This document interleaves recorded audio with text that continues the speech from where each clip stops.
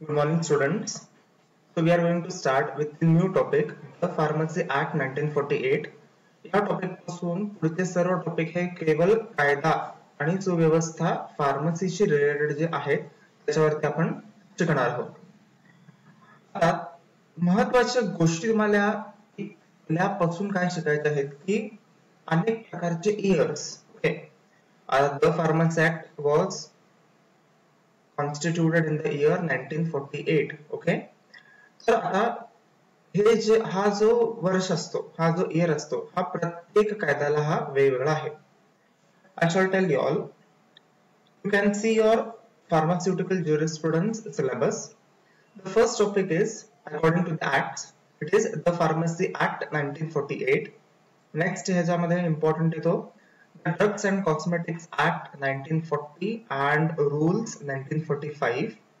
Next is the Drugs and Magic Remedies Act 1954, the Poisons Act 1919, Narcotic Drugs and Psychotropic Substances Act 1985, Drugs Price Control Order म्हणजेच Essential Commodities Act 1995, Medical Termination of Pregnancy Act 1971 and Rules 1975, and the last topic is Medicinal and Toilet Preparations Act 1955. Okay, त्या सर्व acts पैकी आपण first act आपण सुरुवात करणार आहोत, the pharmacy act 1948. तुमच्या मनात एक प्रश्न आलेला असेल की सरांनी मध्येच एक ऍक्टचं नाव सांगितलं, त्याचं इयर होता 1919 आणि एका ऍक्टचं इयर आहे 1940. ओके, 1919 हा द पॉइझन्स ऍक्ट आहे आणि 1940 the drugs and cosmetics act आहे, बरोबर. तर तुम्हाला असं वाटलं असेल की सरांनी क्रोनोलॉजिकली शिकवायला पाहिजे. क्रोनोलॉजिकली म्हणजे काय की अगोदर 1919 येतो, मग 1940, देन कम्स 1948. सर मध्येच 1948 का शिकवतायत? हा, तर पुढच्या स्लाइडला आपण 1948 ऍक्ट का शिकतो याचं तुम्हाला मी एक्सप्लेनेशन देणार आहे. Okay,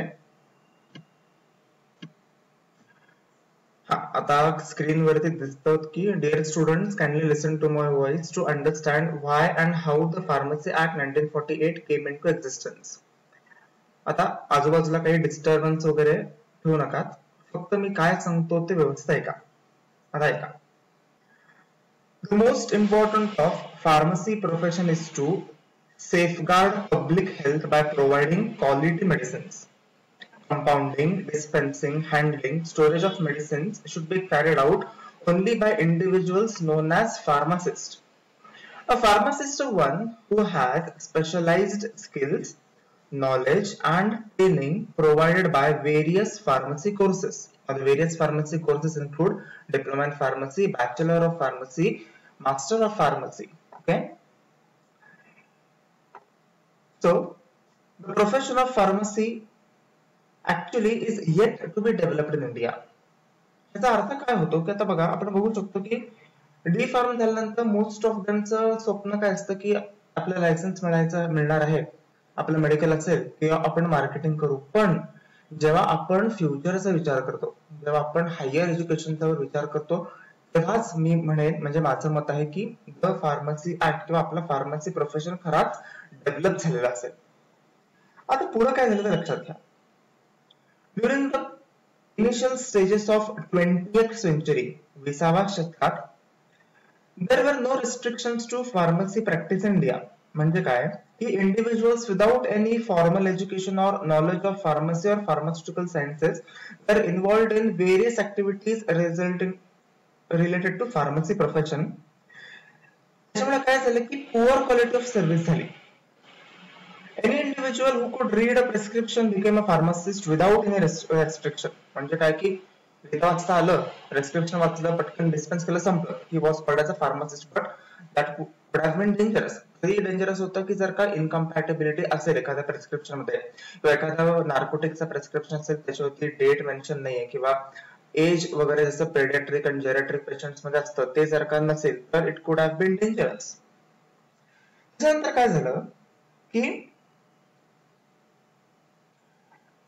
In order to provide a uniform, regular professional course for registration of pharmacists and to prevent mishandling of medicines by non-qualified individuals, Government of India, in consultation with the Drugs Enquiry Committee and Health Survey and Development Committee, enacted the Pharmacy Act on 4th March 1948 after the introduction of the Pharmacy Bill 1945.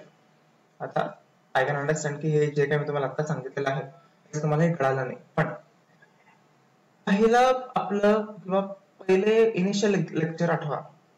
Initial lecture मध्ये काय होतं, the pharmaceutical legislation होते, बरोबर.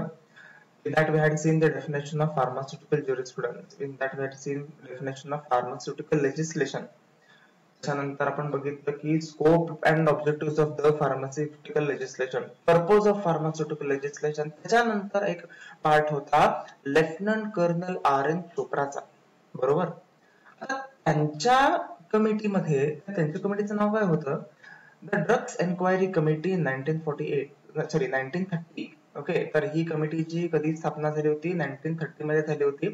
आणि या कमिटीचं recommendation ते 1931 मध्ये अंमलात आले. त्याच्यामध्ये आपण बघू शकतो फर्स्ट सेकंड जो पॉइंट आहे ते लिहिलेला आहे, to allow only qualified persons in the field of pharmacy.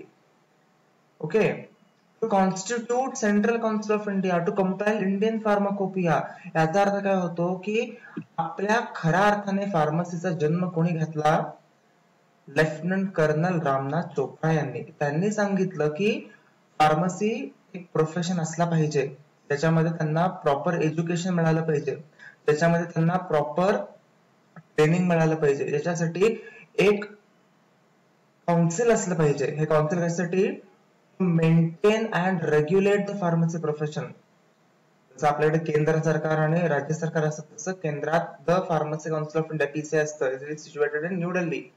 आणि each individual state मध्ये असतात. For example Maharashtra it is called as MSPC, Maharashtra state pharmacy council. In Karnataka it is called as KSPC, Karnataka state pharmacy council. In Telangana it is called as TSPC, Telangana state pharmacy council. and in Andhra Pradesh it is called as APSPC, Andhra Pradesh State Pharmacy Council. Okay, तर the pharmacy act कशामुळे आला की पूर्वी काळी कोणीही ज्यांना वाचता लिहिता येत होतं, प्रिस्क्रिप्शन वाचायचे आणि ते पटकन मेडिसिन्स डिस्पेन्स करायचे. आणि त्याच्यामुळे काय झालं की जसं मी तुम्हाला आता सांगितलं की इनकम्पॅटिबिलिटी असेल, एज प्रॉपर लिहिलेलं नाही, काही नाही, तर तसलं प्रिस्क्रिप्शनचं डिस्पेन्सिंग ऑफ मेडिसिन्स धोक्याचं ठरू शकतं.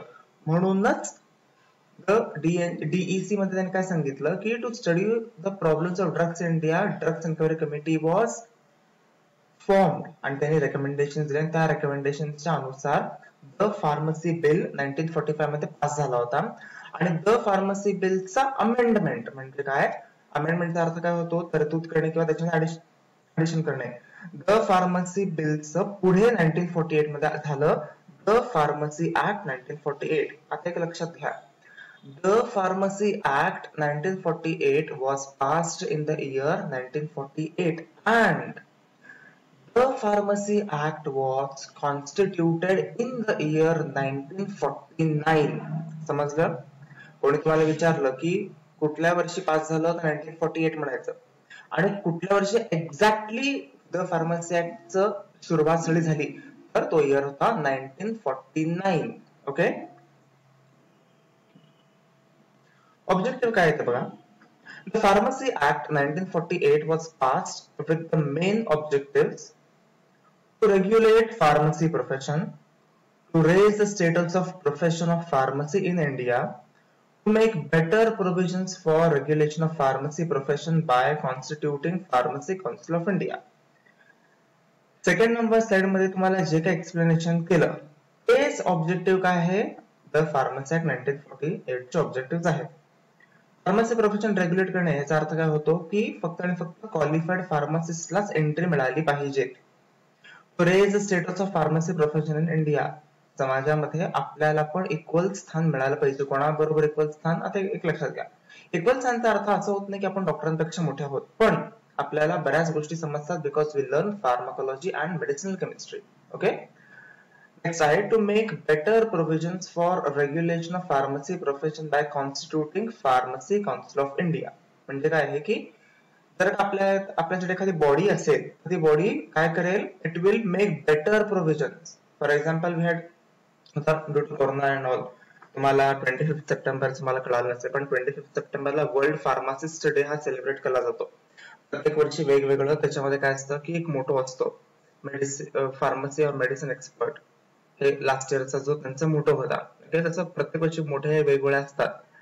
तर त्याच्याने काय होतं की पूर्वी काय होतं, आज आपण त्याच्यामध्ये काय काय तरतुदी केल्या, आपण नवीन काय शिकत आहोत, आपण नवीन काय करायचं हे ह्याचा अर्थ होतो to make better provisions for regulation of pharmacy profession. Okay. This was the first lecture of the pharmacy act 1948. हा ऍक्ट मी खूप स्लोली घेणार आहे, त्याच्यामुळे लक्ष देऊन ऐका आणि ते स्टडी करा. तर ह्या टॉपिक मध्ये, ह्या फर्स्ट पार्ट मध्ये क्वेश्चन एवढाच असतो, give the objectives, write the objectives, describe the objectives of the pharmacy act. म्हटलं ती स्लाइड नंबर 3 म्हणजे ज्या साइड मी बोलतो एवढे 3 पॉइंट तुम्हाला लिहायचे असतात. समजलं? थँक्यू.